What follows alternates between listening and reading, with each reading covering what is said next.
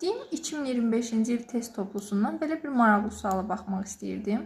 Cədvəldə müəyyən şəxslər verilib, onların yaşı verib, çəkisi verilib, yəni kütləsi, bir də qan qrupları verilib. Sualda deyilir ki, B, yəni 3-cü RH müsbət qan qrupuna malik Səbinəyə yuxarıdakı şəxslərdən kim qan verə bilər? Baxıram ki, qan qruplarının hamısı B qan qrupudur. Və bunların içindən müsbətlər hansıdır? Salih, Əkbər, Nazlı müsbətdir. Amma Əsmər mənfidir. Bundan başqa nəyə fikir verməliyik? Ona fikir verməliyik bunların yaşlarına və çəkisinə.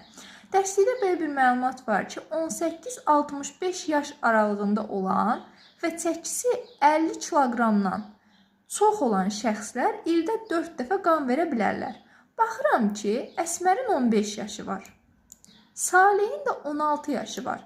Deməli, nə Əsmər, nə Salih qan verə bilməz. Ümumiyyətlə, istəyir Səbinə olmur, başqa biri olsun. Yəni, bu qan qrupuna aid olsa belə, olmasa belə verə bilməz. Çünki yaşı azdır. Nazlıda isə yaşı 34-dür, amma çəkisi 49-dur. Yəni, 50 kiloqramdan aşağıdır çəkisi. Ona görə Nazlı da Səbinəyə qan verə bilməz.